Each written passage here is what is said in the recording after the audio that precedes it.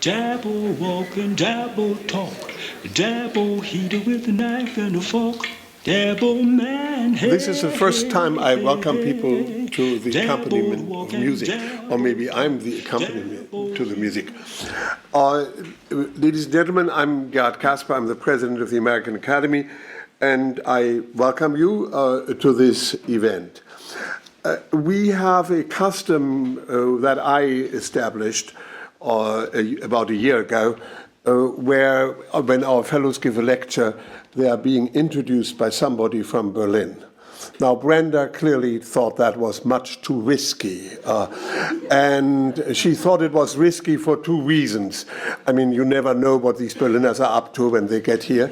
And secondly, she was worried about my introduction of the speaker, which is what I normally do. So Brenda, being skeptical about the whole setting, decided she would choose a wholly original avenue and ask one of her fellow fellows to introduce her. And she chose Yamani Demisi, and I'm very happy to say three words about him. He is, of course, a well-known documentary filmmaker, a professor at NYU, and he has been, he gave his lecture at the very beginning, more or less, of the semester. He has been editing and working on a feature documentary about it is called The Quantum Leapers, Ethiopia, 1930 to 1975. And we were the beneficiaries of his work on this documentary. And it is great. You can actually see it on our website. So I warmly recommend it. So he's very successful, has got many prizes. He's a kind of a good fellow. Though, here is a passage from his website. His films, he says, have also screened in over 50 international film festivals, including Rotterdam, Seattle, London, Mannheim, Heidelberg, Hamptons, the AFI, whatever that is, Nantes, and so on and so on, at numerous universities and colleges, including Yale, Kyoto, NYU, Stanford, University of Minnesota, Smith, Mount Holyoke, and so on. Now, you notice immediately that there's something basically wrong about this listing of the universities. First comes Yale, then comes Kyoto, then comes NYU, and only then comes Stanford. You have a lot to learn still.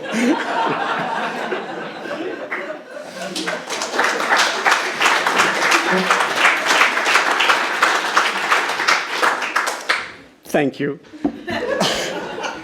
Good evening. Welcome, everybody. It is a tremendous pleasure for me to introduce my fellow Brenda Stevenson.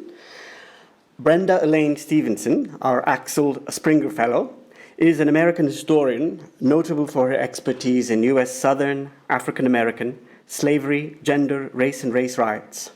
Stevenson's work is important because of its impact on creating trends in the gendering of slavery studies, and as well because it created the growing trend in the gendering of slavery studies and racial conflict studies. She is professor in both the departments of history and African American studies at the University of California, Los Angeles. Currently, Professor Stevenson is preparing two book-length works, a synthetic work entitled The History of the Slave Family, What Sorrows Labor in My Parents' Breast, and a research monograph, Fanny's World of Women, Generations of Enslaved Black Women in the American South. Brenda Stevenson was born and raised in Portsmouth, Virginia, where she grew up both listening to her mother's stories of slavery in her family and pondering the strange reality of the apartheid society that was her Southern home. These early themes have informed her scholarly interests in multiple ways. Stevenson matriculated at the University of Virginia, where she was both a DuPont Regional Scholar and an Eccles Scholar.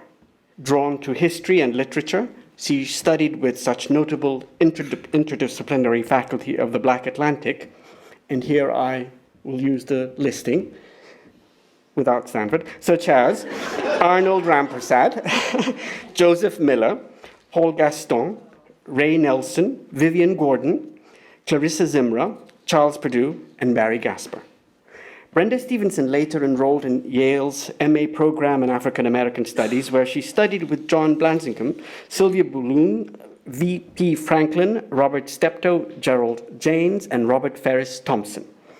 But she was also influenced by the presence of literary scholars and artists such as Charles Davis, Henry Louis Gates, Amiri Baraka, James Baldwin, James Earl Jones, Romer Bearden, Wayeshayenka, and Anthony Appiah.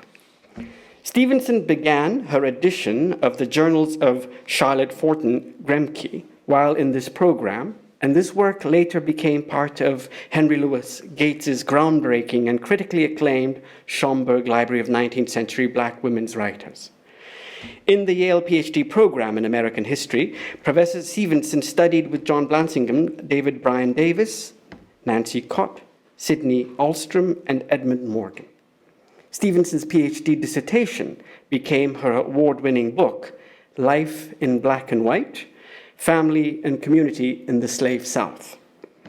This work challenged the revisionist claim of Herbert Gutman, John Blansingham, and Eugene Genovese, among others, that enslaved families had a nuclear structure and male head, documenting instead that extended families were the most significant form of slave family structure, and that because of matrifocal and matrilocal kinship groups were prevalent. Slave women, as mothers particularly, were at the center of the slave family life. Life in Black and White was the recipient of the Gustavus Myers Outstanding Book Prize for the study of human rights in North America. It helped to mark the initiation of post-revisionist school of slavery scholarship and the equal integration of female slave experiences with those of males in social histories of the institution. David Bryan Davis wrote in his review in the New York Review of Books review that Life in Black and White is an impressive example of the kind of local and regional history that for the last generation has transformed our understanding of the past. Concluding that Stevenson's intensive study of Loudoun County, reinforced by research on other parts of the state, appears to refute both Genovese and Gutman on the matter of two-parent slave families. The American Historical Review added that it is an important book that enriches our understanding of family and community among blacks and whites of slaveholding South. Life in Black and White was the first history monograph by a black woman reviewed in the New York Review of Books. Stevenson further pursued this emphasis on the role of women in slave life through organizing two groundbreaking conferences at the Huntington Library in San Marino, California, one on enslaved women in the United States and the other on enslaved women in the Atlantic world.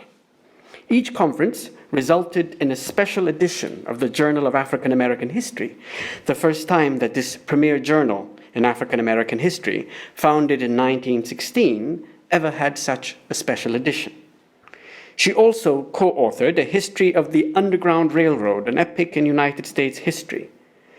She was a senior editor of the multiple-volume Encyclopedia of Black Women's History that was the recipient of the 2006 RUSA Outstanding Reference Source Award, Booklist Editor's Choice Best of 2005 title, and was a 2005 Choice Outstanding Academic title.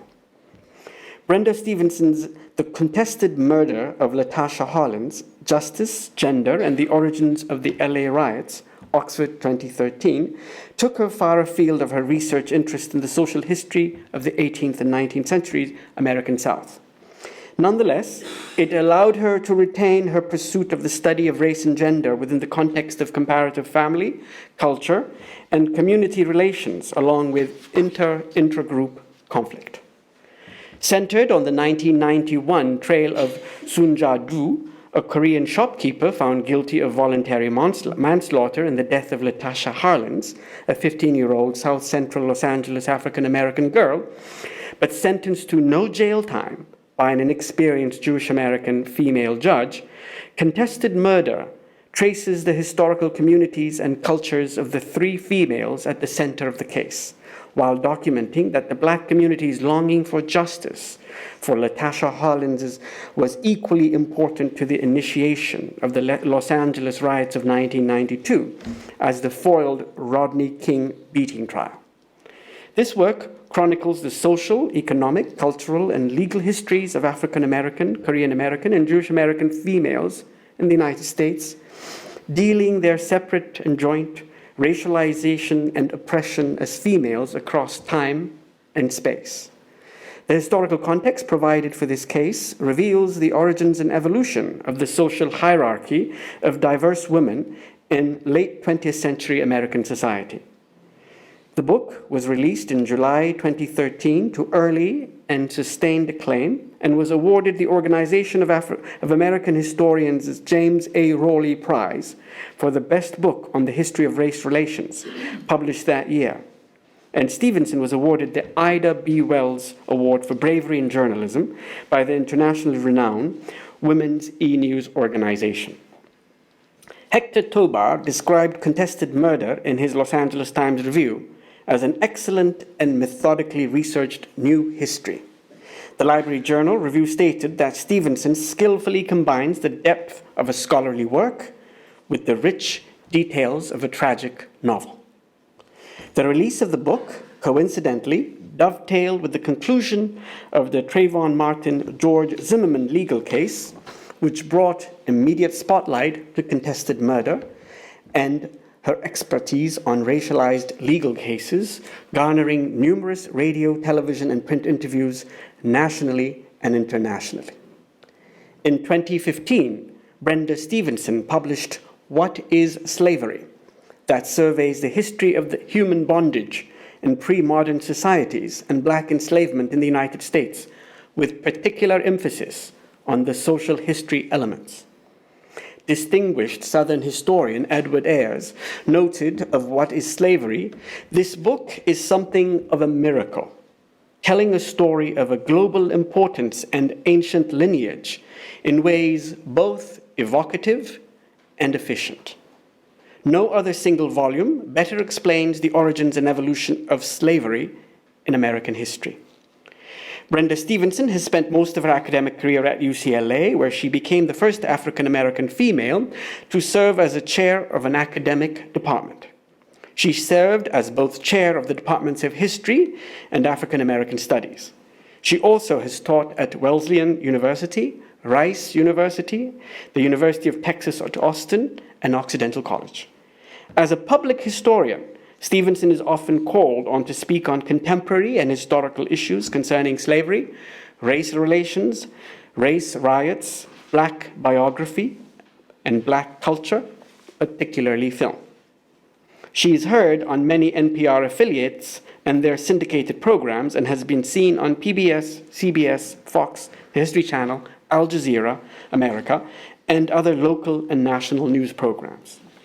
She has served as a K-12 teacher consultant for the National Center for History in the school and Gilder Lehrman, as well as serves on the editorial boards of, among others, the Journal of African American History, the Journal of Women, Gender, and Families of Color, and the Journals of Black Studies. She's a distinguished lecturer for the Organization of American Historians and the Association for the Study of African American Life and History.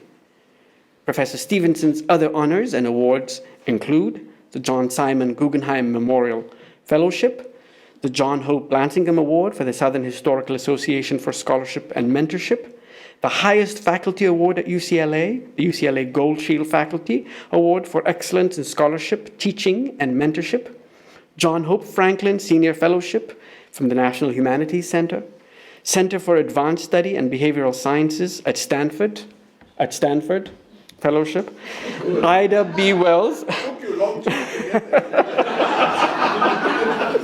For bravery in journalism, Mellon Fellowship in the Humanities, the Carter Woodson Fellowship, Smithsonian Fellowship, American Association of University Women Fellowship, Virginia Foundation for the Humanities and Public Policy Fellowship, and the UC Chancellor's Postdoctoral Fellowship. Please welcome Brenda Stevenson.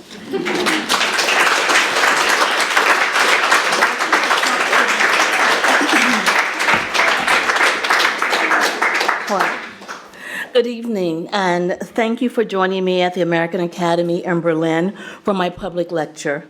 Let me start by thanking Axel Springer for supporting my work here.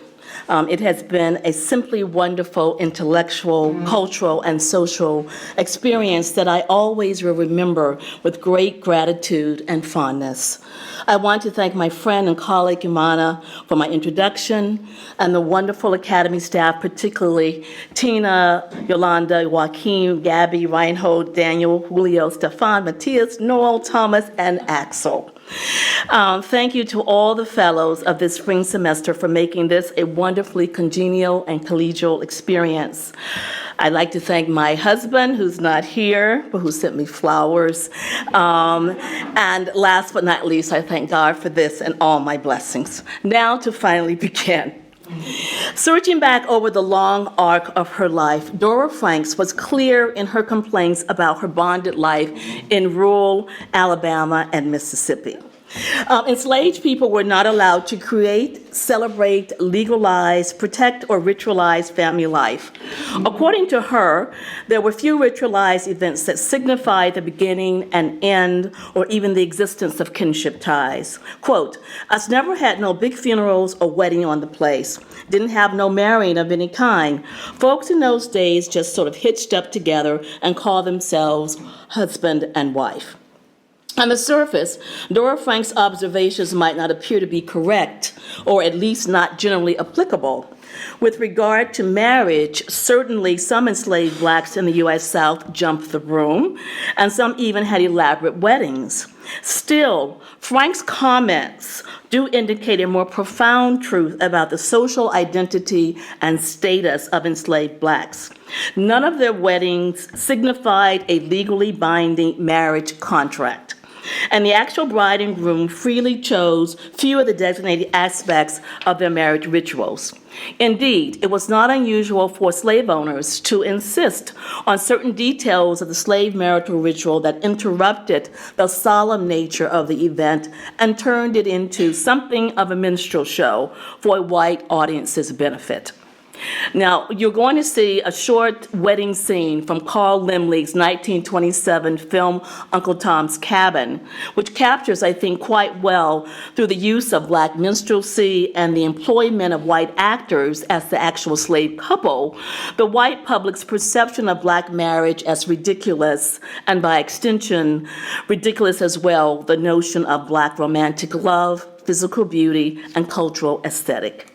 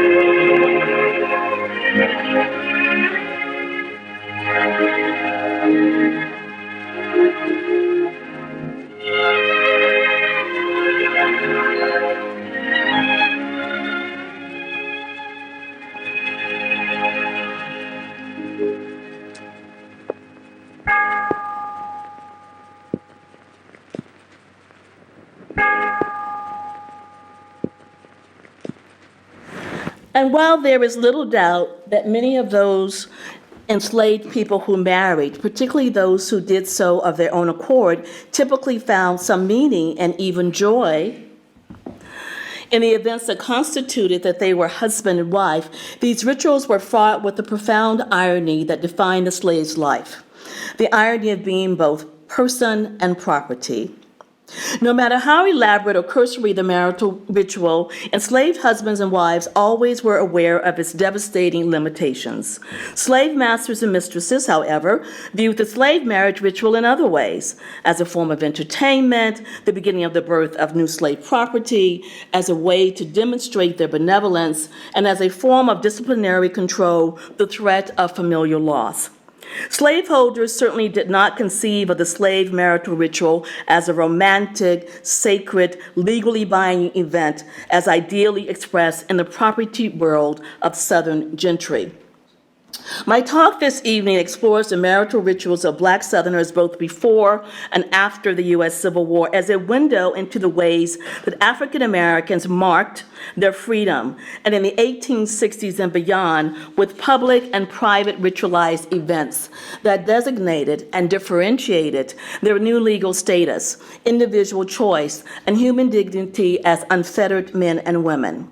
When no longer a bondswoman, for example, the same Dora Franks, whom I opened my talk with tonight, who complained about having no family signifying rituals while enslaved, made certain that her new free status included the markers of respectable gender and familial behavior that had been denied her family when they were enslaved. 2 years after the Civil War ended, Dora married freedman Pet Franks. Dora chose her own husband, married legally, and bore her children legitimately. She had an elaborate wedding, followed by, as she described it, a big supper. Her husband, Pet, concurred with Dora's description of their marital rituals, noting, and I quote, "When I was on the Cox place, I met Dora and us married. That was a big wedding and a big feast." Like so many others who struggled to define and live freedom after general emancipation, family life as a free person for Dora and Pet Franks meant, in part, the exercise of legal and public familial ceremonies and rituals such as weddings. Unlike those marital performances that had occurred before emancipation, postbellum weddings pronounced to Black families, communities, and the larger Southern world that freedmen and women now had a right to claim marital relations, to claim control over the intimate aspects of their bodies, to live under one roof, and to maintain their children. Tempe Herndon, for example, was certain why, at age 31, she was glad when the Civil War ended and freedom came. She and her husband, Exeter, could now live together all the time instead of the abroad arrangements they had endured when slaves. For her, freedom was fundamentally coded in a united family. Quote, "I was glad when the war stopped because then me and Exeter could be together all the time instead of just Saturday and Sunday." Hundreds of thousands, if not more, couples who had been married while enslaved or wanted to marry after slavery ended did not hesitate to participate in new legally binding nuptials. To do so drew a line between slavery and freedom. Post-slavery wedding rituals also signified personal choice and were an opportunity for Black men and women to openly display African-American romantic love and cultural aesthetics. Freedom, after all, also meant the ability to profess one's beauty, one's talent, one's emotion, and one's intellect, personal attributes that routinely had been denied, destroyed, or exploited under slavery. Now, before I move on to describe the wedding rituals of the free, I want to talk a little more about those of the enslaved. Of those 4 million Black Southern slaves who comprised the largest slave society in the Americas, North or South, at the 1861 outbreak of the Civil War. The use of the broom as a ritual object that signified marriage between bondswomen and men was the most prevalent form of slave marriage ceremony. Owners typically were present as the only authority necessary to grant marital status on their slave property. Quote, "Me and Julie just jumped over the broom in front of Master and us was married. That was all there was to it, Robert Shepard noted. Quote, that was the way most of the slave folks got married them days. Still, there were some Southern slaves who were not required to jump the broom. Likewise, not everyone jumped the broom in the same manner, and even those who did ritualize this common household object ascribed different meanings to it. James Bolton, for one, recalled that when slaves married, quote, the couple joined hands and jumped backwards over the broomstick. Georgina Gibbs remembered that on her farm, the slaves had to jump 3 times over the broom before they were considered married. Mary Reynolds stated that her owner stood inside the slave cabin door holding a broom crosswise. The couple then stepped inside the cabin as their mistress placed a wreath on the bride and the master pronounced the couple married. At other places, owners mostly were witnesses, not active participants. Josephine Anderson explained why the broom was so ritually important to her slave community. Quote, laying a broom on the floor and jumping over it seals the marriage, she noted, and at the same time brings them good luck. You see, brooms keep ghosts away. Interpretations of the ritualistic meaning of the broom have been multiple, even lending itself to sexual analysis. The broomstick as a phallic symbol and jumping over it as code for sexual intercourse. Josephine Anderson related the marital broom's supposed ritual importance to African-derived folk beliefs associated with controlling malevolent otherworldly beings. Nonetheless, jumping the broom has not been found in African traditions. Rather, it was important in Anglo-Saxon and Western European pre-Christian marriage and divorce rituals. And in the 18th and 19th centuries, the term broom marriage in some parts of England suggests, quote, a sham marriage, not exactly legal. Owners sometimes embedded acts of subversive minstrelsy in these imposed broom jumpings. In the case of Tempe and Exeter Herndon, the subversion lay in the public undermining of Exeter's claim to patriarchal authority in his new home. Tempe explained how her master had decided that the broom jumping was a competition and that the winner would be the ruler of the couple's newly established household. When Tempe won, the master laughed that she would boss Exeter, her husband, in the marriage. The ruse, of course, was that Tempe's and George's masters remained their true bosses until emancipation. Tempe Herndon's wedding rituals exemplify those of a favored slave couple. Not only did Exeter and Tempe jump the broom, but they also were the recipients of an ornate slave wedding and reception. The bride was dressed all in white, dress, shoes, long gloves, and a veil that her mistress made out of a window curtain. Her mistress played the wedding march on the piano to accompany the couple as they walked down the aisle. Tempe and Exeter then kneeled before an altar that Tempe's mistress had decorated with candles and roses, while Uncle Edmund Kirby, the plantation's black preacher, performed the ceremony. Exeter gave Tempe a ring that he had carved out of a red button. Afterwards, there was a reception of, quote, barbecued shoat, an ice white wedding cake, liquor, and plenty of dancing for all. This kind of elaborate wedding performance was a rarity for slaves, and while legally invalid, it still reaffirmed an operative plantation hierarchy that rewarded loyal, skilled, and domestic slaves. Former slave James Bolton spoke openly of the varied kinds of wedding rituals that differentiated field slaves, house and skilled bondspeople, and their owners. Location, audience, time spent on and at the event, and the ritualized elements in play all spoke to these status divisions. Bolton explained that field slaves jumped the broom in the quarters with other slaves as principal witnesses. House slaves, on the other hand, also jumped the broom and sometimes had some religious reading and married on their owner's back porch or yard with the master and mistress in attendance. Elite whites, on the other hand, exchanged legalized and religious vows in the master's parlor, with the white community and family serving as witnesses inside the owner's home, while slaves were invited to stand outside and look in through the window.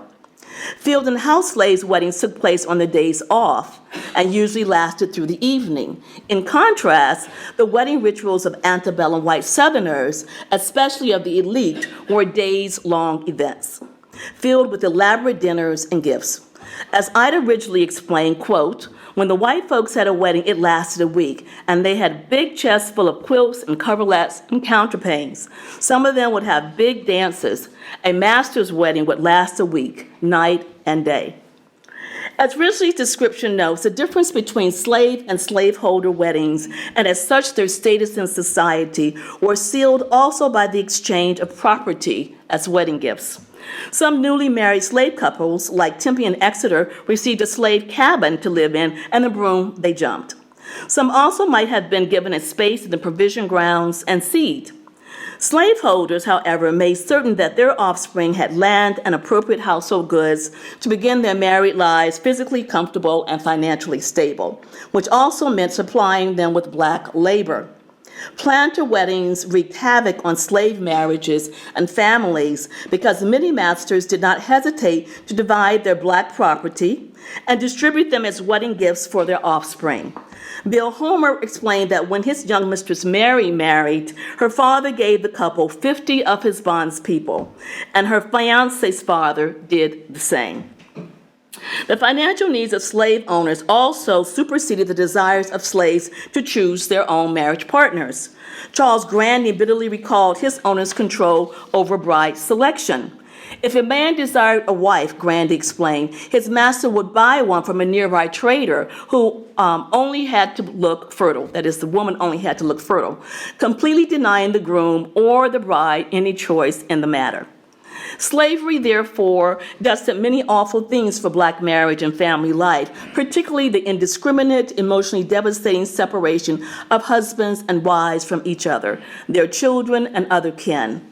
Equally appalling was the physical and sexual terror those in authority imposed. For those owners, slave marriage was even less than a farce. It was a site of sadistic control, recreation, and dehumanization. One extreme example must suffice here. Sam and Louisa Everett were owned by Big Jim McLean, who did not hesitate, among other things, to force his slaves to have orgies in his presence.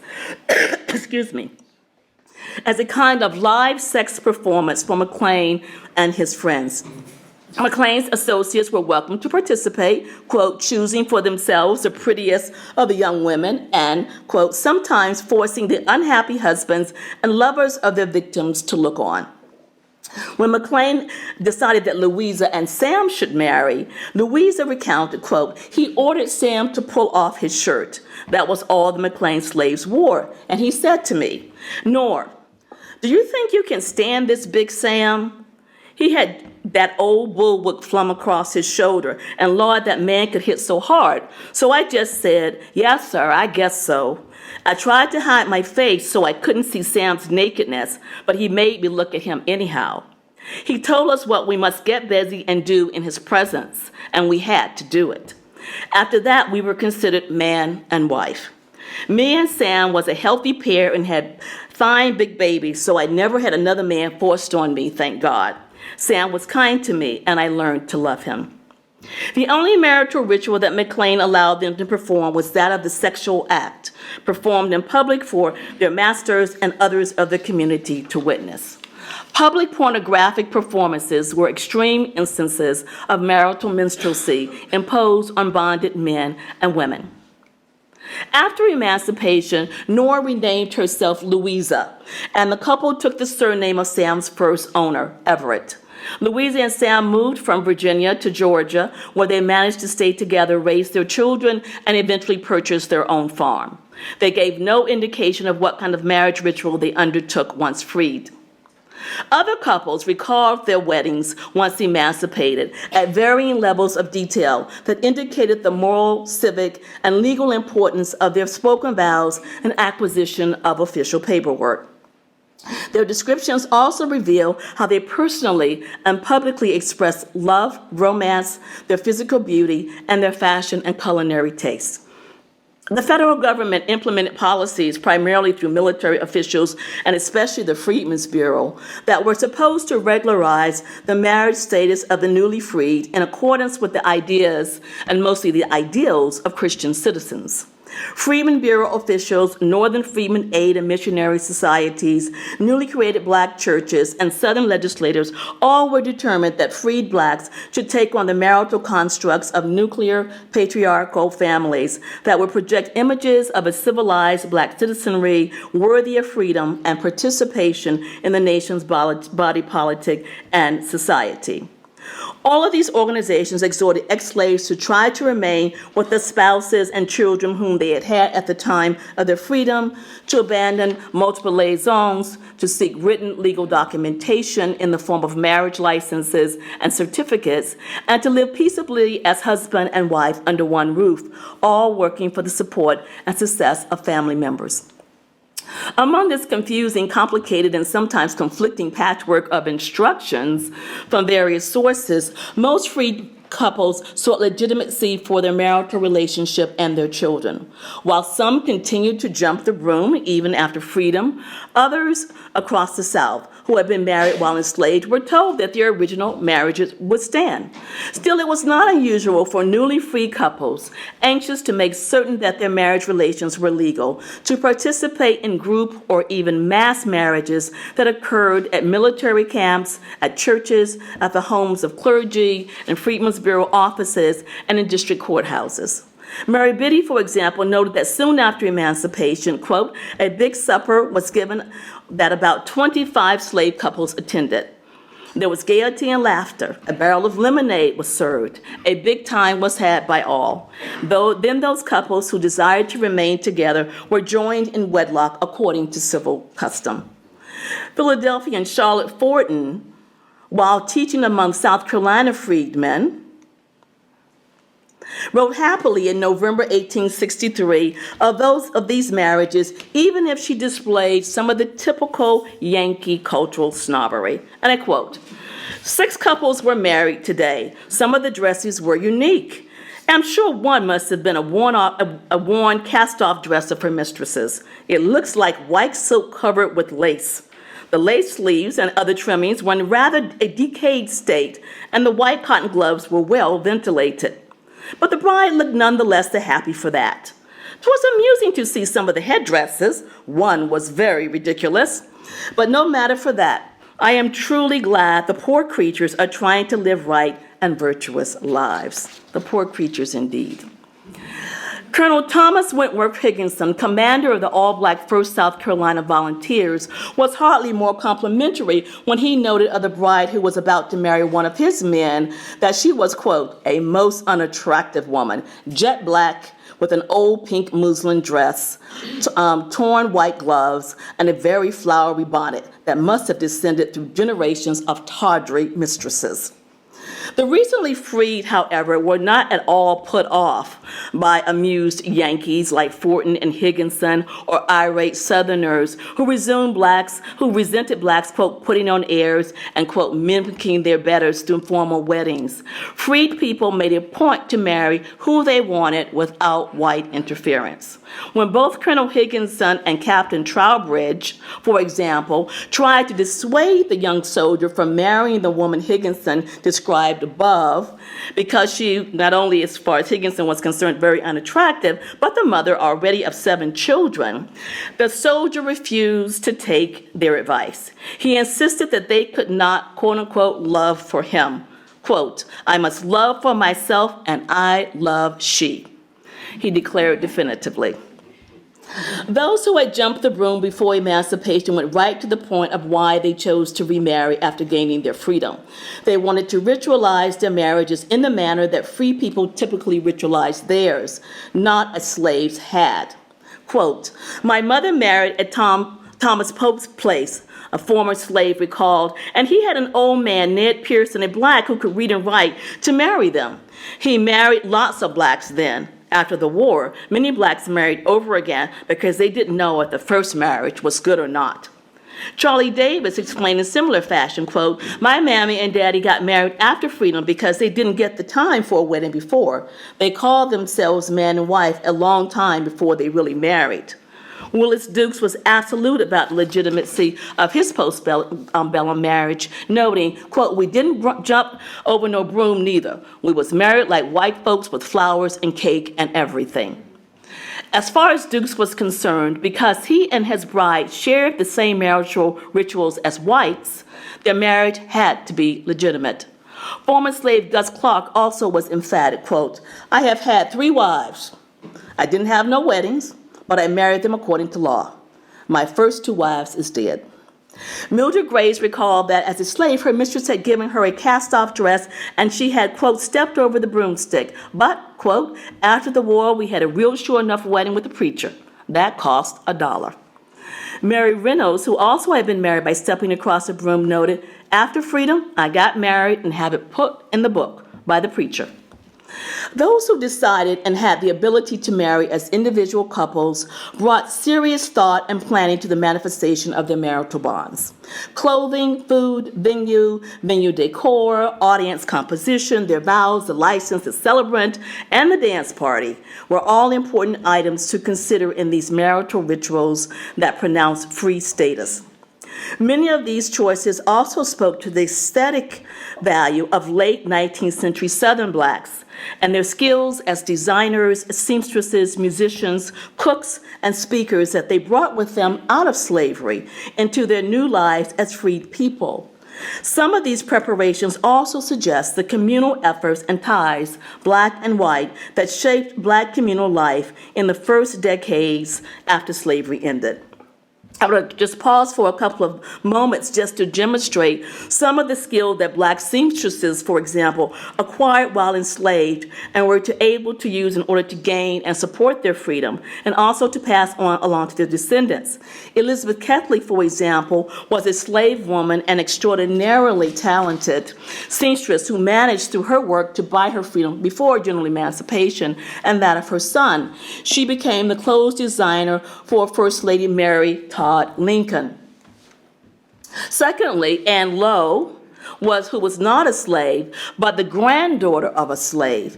Anne's slave grandmother and mother taught her to design and make beautiful clothing. They passed her skill on to her, and she writes about that. She became the first Black female couture designer on Fifth Avenue in New York City. Before that, she designed and made the wedding gown of Jacqueline Bouvier Kennedy. Both freed men and women believed that the clothing that they wore when they married were important indicators of their new status as free people who had the right to commit themselves to a legally binding and a God-ordained union.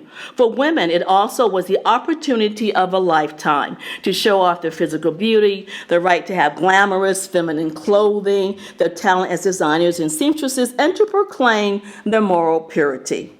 All of these images, of course, stood in stark contrast to popular 19th century stereotypes of Black womanhood as ignorant, crude, shiftless, morally debased, and physically unappealing. Not surprisingly, even decades after their weddings, freed women spoke lovingly of their bridal dresses. Very few could expect to have special clothing when enslaved, since law, custom, and expense typically forbade it. Some wedding dresses were long and white, the color white that was just beginning to be used in wedding attire as a symbol of moral and sexual purity after Queen Victoria of England wore white at her wedding to Prince Albert in 1840. Victoria was not, of course, the first British monarch to wear white.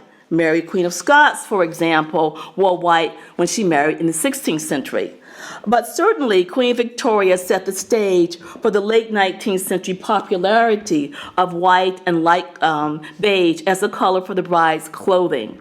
Subsequently, all of her daughters did wear white at their weddings, including her firstborn, named also Victoria, who became the second German empress and queen of Prussia when she married German Emperor Frederick III in 1858. So too did the English queen's daughter-in-law, Princess Alexandra of Denmark, when she married future King Edward VII in 1863.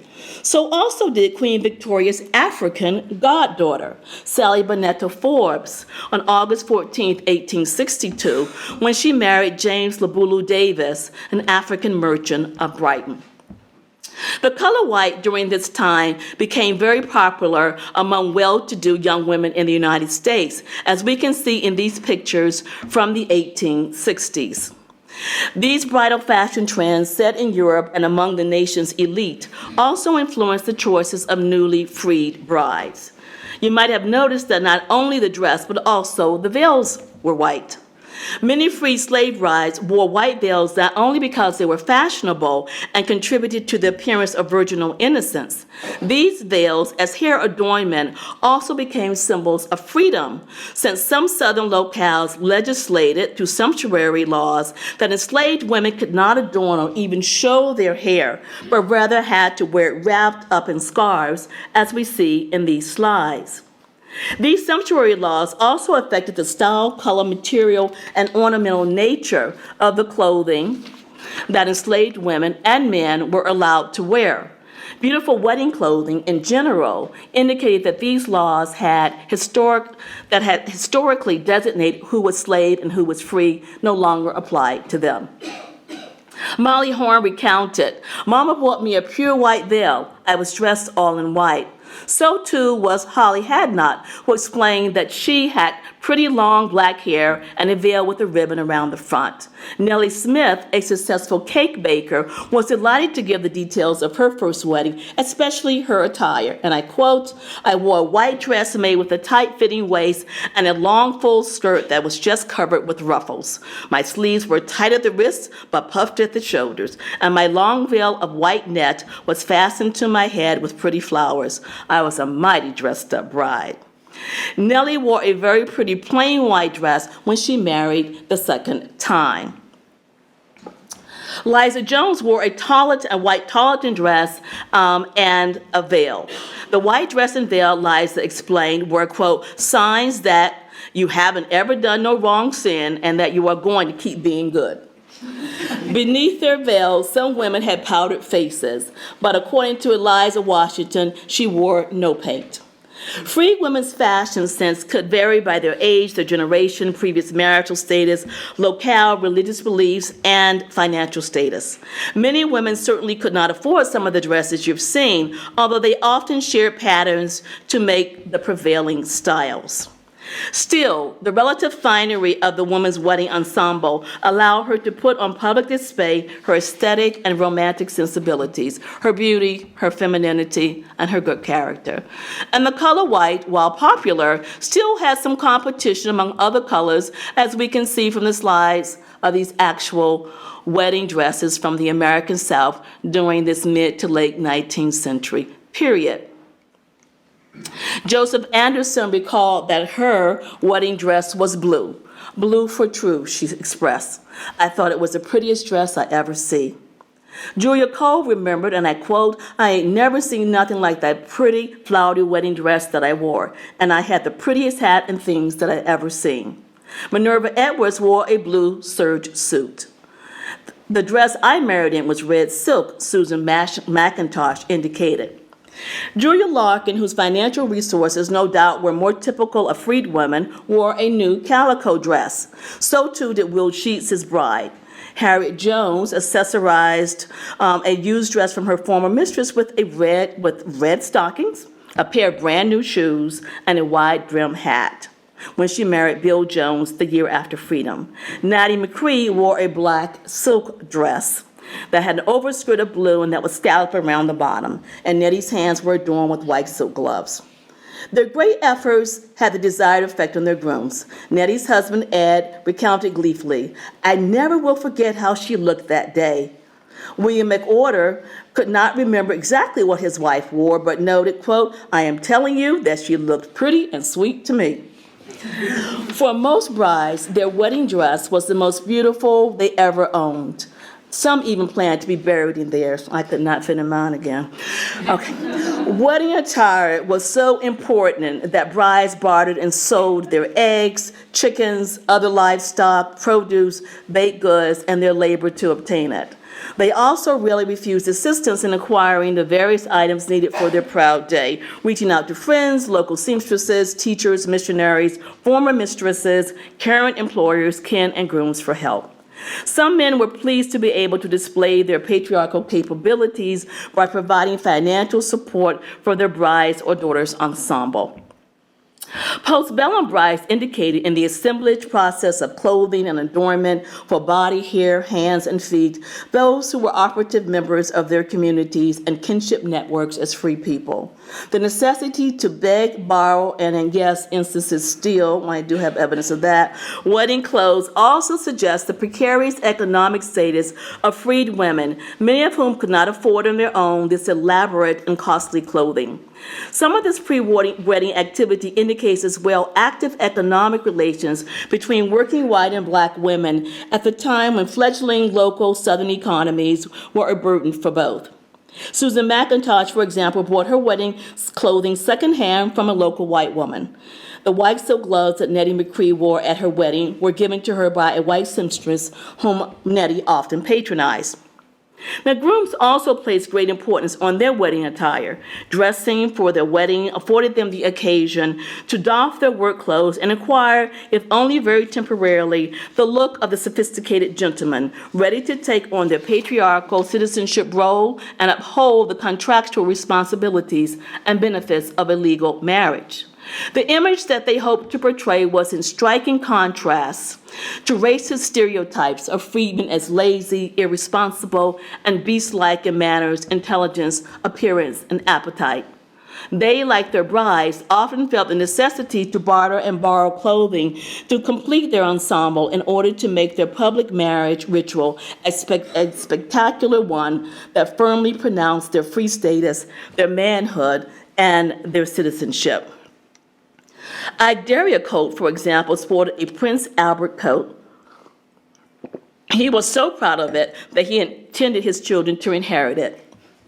Sam Bond wore a tie, white vest, watch, and gold chain, all borrowed from a local attorney. Nellie Smith's bridegroom stood in the altar in a, quote, real dark-colored cutaway coat with a white vest. Excuse me. Anderson Edwards also wore a Prince Albert cutaway suit. So too did Ed McCree, who completed his ensemble with a pair of brown pants, white shirt, and vest. Still, one bride undoubtedly spoke for many when she explained that her groom's outfit was a shirt and, quote, new blue jeans breeches. It complemented her new calico dress and their privately administered nuptials. Private ceremonies usually included the couple, kinfolk, a few close friends, and sometimes employers gathering at the courthouse, at a preacher's home, at the bride's residence, or that of a boss or former owner. Josephine Anderson was married at a local courthouse. Laura Thornton recalled that she was married by the local justice of the peace and received a marriage license. Quote, I was married right at home where me and my old man stayed. A preacher at the local Bethel Methodist Episcopal Church married Sylvia Durant. Ministers could be black or white, depending on the communal practices or religious affiliations of the couple. Quote, Reverend Hargrove, the white folks preacher, married Juliet Larkin. Molly Horn recalled that she had a, quote, colored preacher perform her ceremony. Elder Williams married Fannie Berry, but her wedding hardly was a private affair. Fannie was not the type of freed woman to perform any important ritual quietly or privately. You can tell she's 100 and something right there. She boldly splashed her love of stylish decor, rich food, and folk dance, performing her free status and her new respectability for the entire community, black and white, to witness. Fannie held her wedding at night at a white employer's house and was waited on by two white female friends who accompanied her down the aisle with lighted lanterns. Most of those in attendance were black, although Fannie credited her white employers with providing the food and the party and the space for the party. Quote, after marriage, the white folks give me a reception, she explained delightedly. And honey, talking about a table, it stretched clean across the dining room. We had everything to eat you could call for. We could sing in there and dance old square dance, all us chose. Harriet Jacobs also recalled with great detail her large celebratory wedding and the vows that she and her husband took before a biracial crowd under a large elm tree after emancipation. Her wedding was officiated by a local minister. Two flower girls held her gown's train. Her rituals drew both on Christian and African traditions. Now, Bill gave Harriet a gold ring, a ritualistic luxury item ripe with multiple declarations of the couple's unending circle of love. of Bill's ability to support his wife and future family, and of the great value Harriet was to her husband. At the end of their ceremony, the happy couple was regaled with a beautifully set table covered by a white cloth and decorated with red berries, provided by Harriet's former mistress. Harriet's wedding guests feasted on barbecue pig and roasted sweet potatoes, sound familiar, and dumplings and pies and cake. It was at the reception that Harriet's mother presented the bride her wedding present, and that symbolized the African past, a rabbit's toe for good luck. According to Harriet, her mother recited as she handed over the animal appendage, and I quote, "Here, take this little gift and place it near your heart. It will keep away that little rift that causes folks to part." Harriet's mother offered the bride a gentle reminder of her family's cultural past, one on which they had relied for generations for survival and marital bliss. Bill and Harriet might now be free with the ability to marry in the same manner and hopefully with the same benefits as whites, her mother indicated, but they should not abandon their traditional ways of ritualizing and protecting marriage bonds. This rabbit's toe, Harriet's mother went on to explain, was so lucky that it was worth much more than the ritualized items typically valued at free people's marriages, such as monetary gifts and wedding rings. This rabbit's toe, she told her daughter, was worth, quote, $1 million or more than all the wedding rings. Is this something she's trying to say to the groom? After dinner, the wedding party, led by the bride and groom, paraded to Master Watson, who was her former owner, saddle shop to dance and dance all night. The dances they performed that night, no doubt, also were reminiscent of their ancestral past. We'll have to go back. I don't know if you all saw the little rabbit and the rabbit toe, but poor Bunny. He was lucky, though. Not himself. He just gave it away. Ceremonies and receptions were integral parts of freed persons' wedding rituals. Being able to have a legitimate marriage and the rights that it signified were more than ample reason to celebrate. Special food, decor, music, and dance were the icing on the cake. Night weddings like Fanny Berry's were somewhat popular. Molly Horn also married at night. She borrowed the lamps and lanterns and set them about. Like Fanny as well, Molly had a sumptuous wedding meal. And get this, roast pork, goose, beef, turkey, and antelope. And all sorts of pies, along with several cakes. I didn't tell Reinhold about the antelope.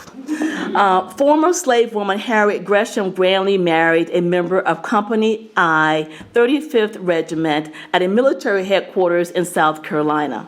Decades later, she recalled delightedly when she, quote, waltzed on the Citadel Green and marched down the aisle of soldiers in blue in the arms of my husband, and over my head the bayonets shined. Martha Colquitt had a big wedding at her sister's house and 2 fine dinners given by family members. And Alex Polk recalled that he, quote, had an awful big wedding, us drunk and ate and danced the buck most of the night long.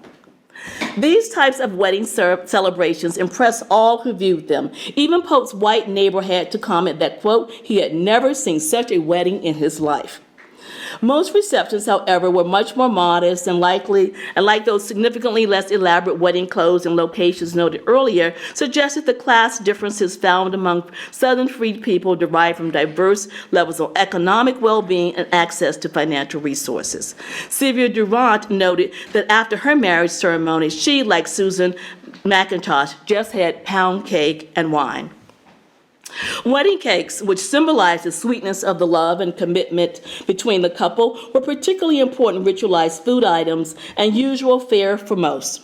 Cakes could be very elaborately decorated. A favorite was a yellow cake with white icing that had engagement ring baked inside. Nellie Smith bragged of her special dessert, quote, I think my wedding cake was about the biggest one I ever saw baked in one of them old ovens in the open fireplaces. They iced it in white and decorated it with grapes. Bunny Bond's employee donated her wedding cake. Now, Bunny Hartley was the only former slave whose wedding was subsidized by whites. Employers had good reasons for lending a helping hand. Given the difficulty of retaining workers after emancipation, many were anxious to impress their employees, many who had been their former slaves, with tokens of generosity that suggested they supported those black families who were loyal and good workers. Moreover, it placed whites in the position of economic superiority and encouraged the ever-popular myth of Southern paternalism. This type of help, as one might imagine, could be both a blessing and a burden.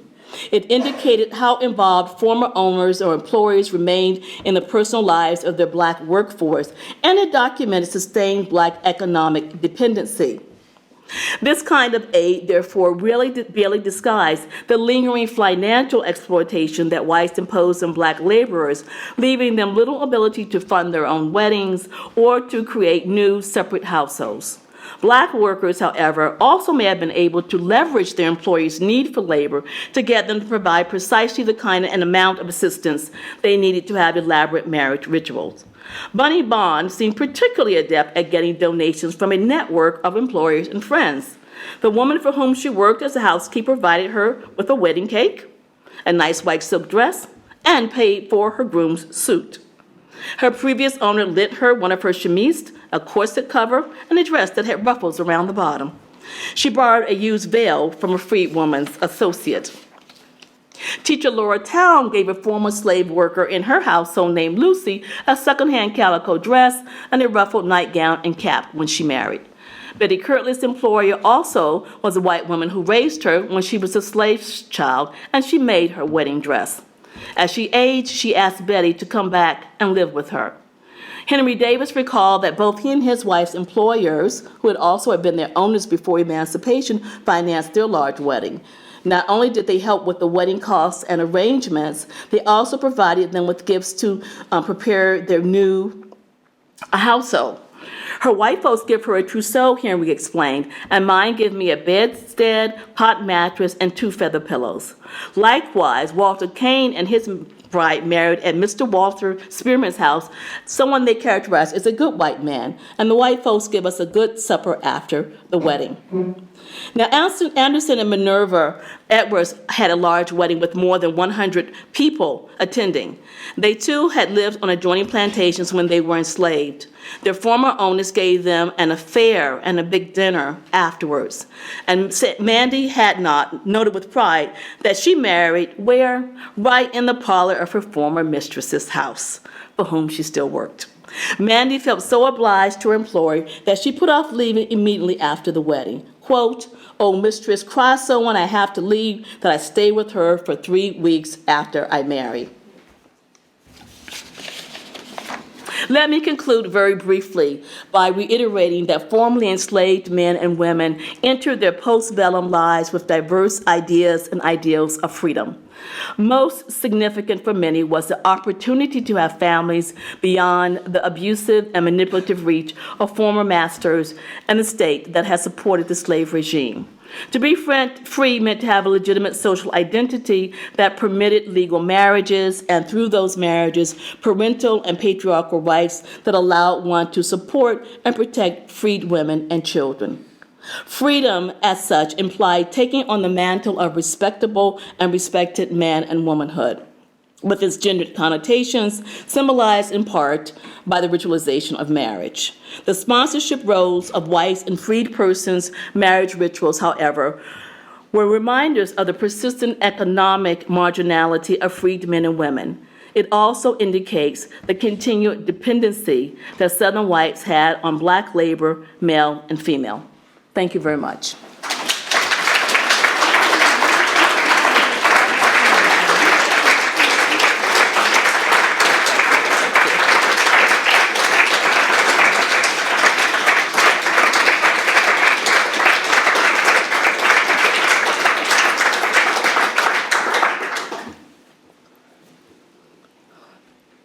Any questions? I would like to know a little more about how you went about your research and what sources you were drawing from. I mean, in some cases it was clear, but sorry, should I say that again? No. She asked the question how I went about my research and what sources I drew on. I primarily used the sources from the WPA narratives of the 1930s. I did so because this project really was about the transition from slavery to freedom. And these people were the last generations of persons who were enslaved. And so I was particularly interested in what they noticed about or what they experienced as slaves before, and then what they experienced as free people with regard to marriage. It was inspired by the quote by Dora Franks that I gave in the very beginning. As I was thinking about the 150th anniversary of the end of the Civil War and the 13th Amendment, which ended slavery, I wanted to really understand what that meant in different kinds of ways. And lots of people had talked about labor and, the ability to vote for men, et cetera, et cetera. But I was particularly interested in more kind of cultural aspects of the meaning of freedom. I also used planters' records, and I used materials from archaeological digs from the 19th century in particular. I used legal, that is, laws that were passed during the time period, Freedmen's Bureau records, records of those officers as well as teachers and missionaries who went to the South right after or during the Civil War and afterwards, such as Charlotte Fortin and Lordstown, et cetera, et cetera. Those, some census records as well, some census records as well. The clothing that you see, I use from archives and museums. The Metropolitan Museum, for example, some of the pictures that you see are from there. I also use just the archives from the University of Virginia, their archive on African American or enslaved photography and images. So those are the kinds of things that I use for the research. It's wonderful. Thank you. Thank you very much. Lucy has a question.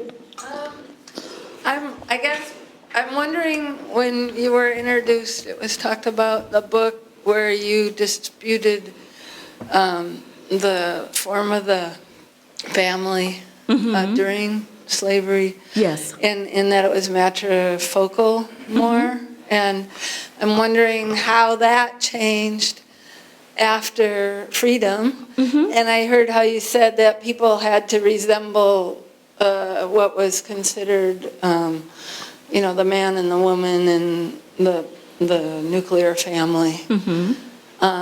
Just what that impact had on the matrifocally based families, or just sort of... It had a great impact on the matrifocal family because there was a lot of pressure from the Freedmen's Bureau, from military officers, from black ministers, etc., to take on really a nuclear family, a patriarchal family.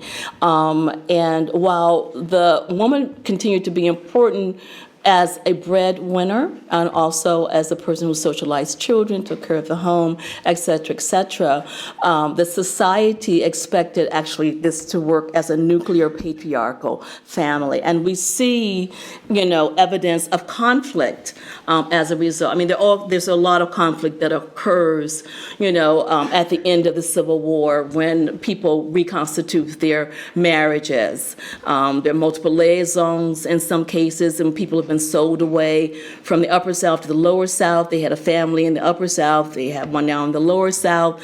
Which husband was going to go where, which wife was going to go where, et cetera, et cetera. So we see a lot of conflict that occurs in the institution of marriage and the family. And part of it does have to do with this real push to not only establish a patriarchal family but also a nuclear structure, because prior to that, really the extended family was more important. And the extended family didn't disappear as a way of people organizing themselves. We still have the term "it takes a village" for example. But there was a lot of conflict that occurred.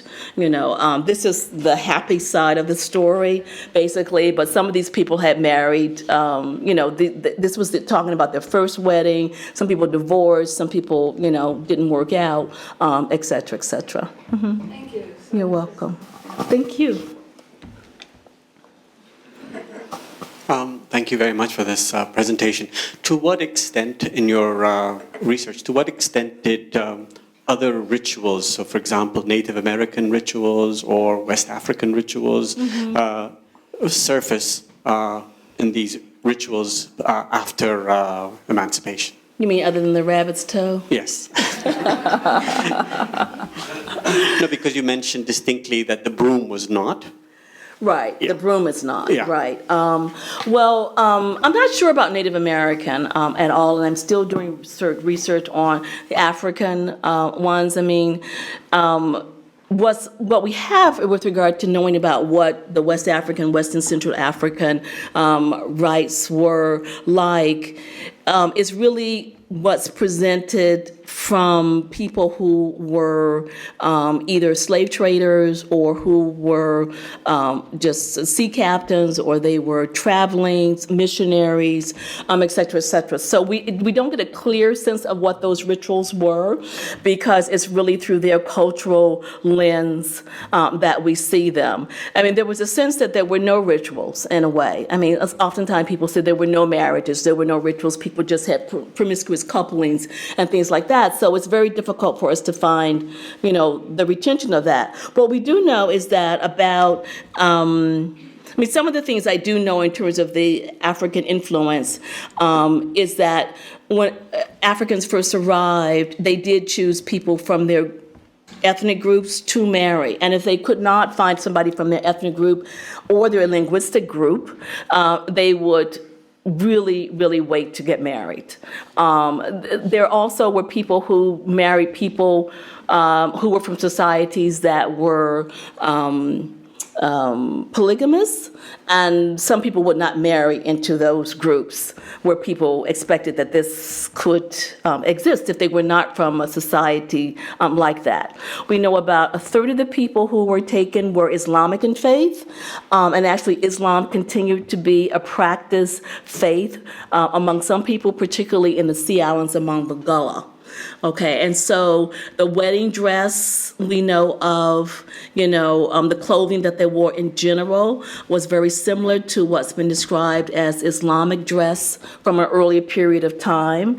But those are just a little bits and pieces, that we have regarding that. And it's interesting that you ask about Native Americans, because at dinner we were talking about Julie Dash's film, Daughters of the Dust, and of course there is a Native American person who wants to marry a person there. So I'll continue to look for, those kinds of influences on these ritualized events.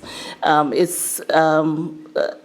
I think probably I'll find more of it as I look into different sources. I won't say that it doesn't exist. Whenever people say that, that's not true. It's just that you haven't looked at all the right sources.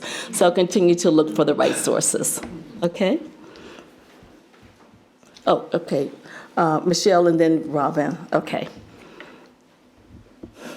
Thank you so much, Brenda. I was really fascinated with the jumping over the broom ritual, and at one point you cited somebody as saying that Ellen Dundas. that it wasn't American and it wasn't African, but it was a European ritual. Was this? But you were also saying that it had a different meaning at different times, and it was done in different ways. So, do we know about what this jumping over the broom ritual meant in Europe and how it got there, and who? Was it the white masters who were making the slaves do this in the marriage ritual? It was the white masters who were making the slaves do this. This was not something. I want to go back to one image, if I could. So do we know what it meant to the masters as opposed to what it meant to the slaves? It meant that it was a sham marriage, that it was not a legal marriage, or that it was an old, let's see if I can find it. It was very interesting. I just noticed something about this picture when I first, that was what you were talking about, but I want you to look at this image. And what is she holding in her hand? A shoe, as if she's going to do what? She's going to make her do it. Okay? She's going to make her, and you see these people are looking like, oh my goodness. She's going to make her jump the broom, you know. And, what'd you say? And she is crying. She doesn't want to marry him. He's like, oh my goodness, you know, but, you know, and so, yes, we do know that jumping the broom was something that was imposed on slaves who then took it, some of them, and made their own meaning out of it.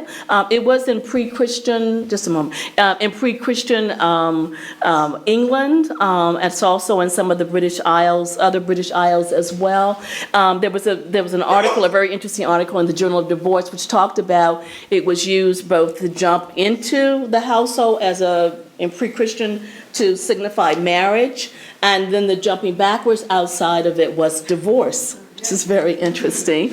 And then also it comes back around again in the 18th and particularly the 19th century in England as a way of saying, okay, basically people are living together, it's not a legal marriage. That's why it's called, quote unquote, a sham marriage. But it was already associated with marriage in Europe.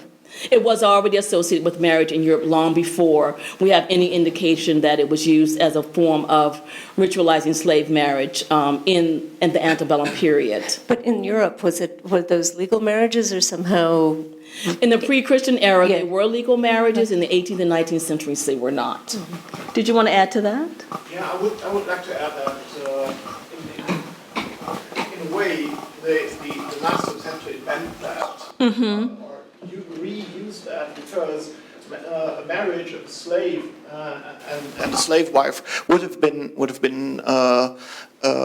against the symbolic order of master and slave. Definitely. So the idea would have been to say, well, it's not a real marriage because the Christian marriage implies the ownership of the husband of the wife. Yes. And this is something which a slave master cannot allow because in his view, a slave who he owns cannot own anything. It's all given by the master. Exactly. And the odd thing is that, what might seem odd is that after the war, everybody tried to imitate the white weddings of the white guys, but this was it was a way of reversing the symbolic order that before bound the slaves. So it has all this has a very, very strong significance in it. That's exactly the point of my paper. Thank you very, very much for reiterating that. I appreciate it. Oh, Robin had a question. I did. Thank you. That was really that was a fascinating talk. And you talked mostly about marriage from the point of view of as being a civil ritual and less about it as a sacrament. And I wondered, it's kind of a broad question, but to what extent did thoughts about the spiritual significance or the religious significance of marriage alter between, in the antebellum and postbellum period? Do we have any evidence of, how their thoughts about that significance change from those? Well, after emancipation? One of the significant things that happens with regard to the spiritual life and marriage is that you have many more missionaries in the American South after the Civil War who come and really impose this notion of marriage being both a civil and a religious connection with each other. And so it really depended on whether or not slaves were Christianized, and only about less than, I would say, in terms of what we think of as typical Christian beliefs and practices during the antebellum or even the colonial period was about 3/4 or 1/3 of them were not, according to Sterling Stuckey. And so the Christianity in which that they are exposed to avoids the question of marriage in many instances, because Christian marriages are in some ways protected or they should be protected. There's a sense that they should be protected, and people were often selling husbands and wives away from each other.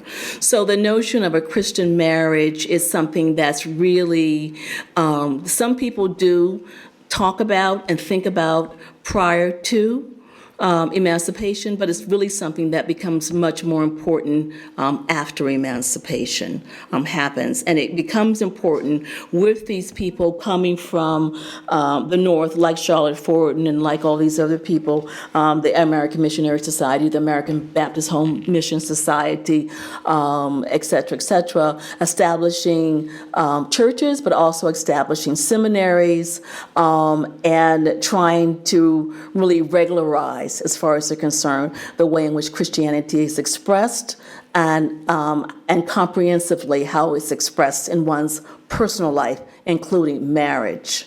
And so Christianity becomes important to those persons who want to make newly freed people into really black Yankees, because they want them now to have the kind of Christian bonds and creation of a family life, one wife, the wife serving the husband taking care of the children. And so we see it becoming more and more important. Now, Christianity is mentioned with regard to personal relations prior to emancipation, and it has to do with whether or not people are forced into sexual relationships. Some women, for example, have the sense that they should not have sex outside of marriage. They are very offended by sexual abuse because it's sexual abuse, but also because they are being made to feel as if they are not good Christians. Those are people who have been Christianized. So, sorry, just a very brief follow-up. So, but was there any kind of parallel between, the ways in which marriage was taken in the post-emancipation period, kind of a performance of liberty?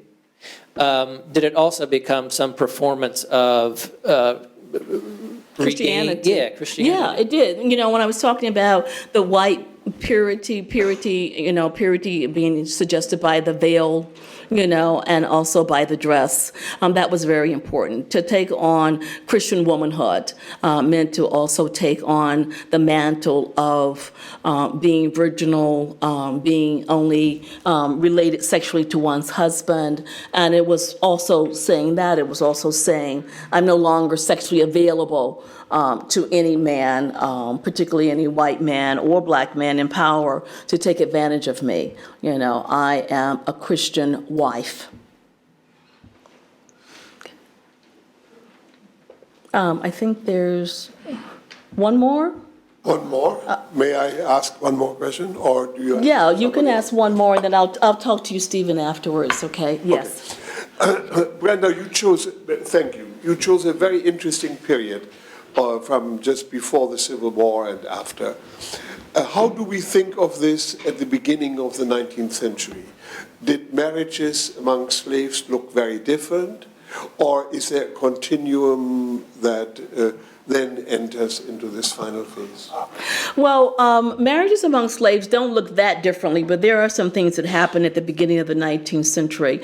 At the beginning of the 19th century, the slave population is only half of what it's going to become. Actually, it's only a third of half about what it would become. In 1820, there were 2 million slaves. By 1860, so there's a difference as well.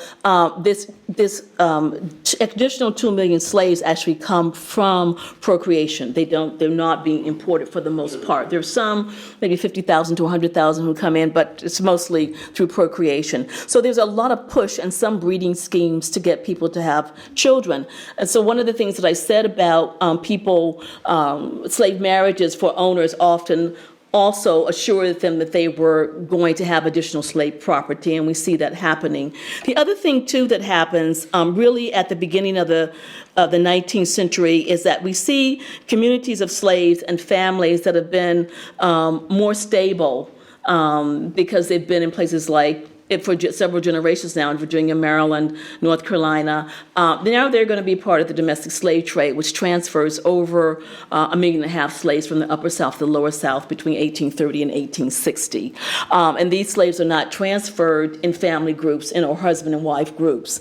And so that is going to be extremely destructive to slave families that occur. So you're going to see this great crisis really enslaved families that occurs in the early part of the century. The first decade of the 19th century as well, up until 1808, is a time when there's a frenzied purchase of African slaves because it's going to end, legally it's going to end in 1808. And so you see what's become really was at the time during the American Revolution, for example, or before the American Revolution, what then looked like most of the slaves had been a couple of generations in what became the United States, and you see an African-American culture of sorts or cultures emerging that's now challenged again by this influx of these large numbers of slaves in this first decade of the 19th century. So there were, many things that happened in the first part of the 19th century that has impact on slave communal and family life and marriage, of course. So sometimes people are, they have to start all over again. It's almost as if it's another Middle Passage. They're just surviving for Africa when they end up in Georgia, Louisiana, Alabama, Mississippi, and Texas in particular, without their family members. And this really starts very much so in the 1820s. And then afterwards, as a result of the cotton gins and, the importance of cotton to the Industrial Revolution in the United States and in England. Thank you, Brenda. Okay, thank you very much. I love you all.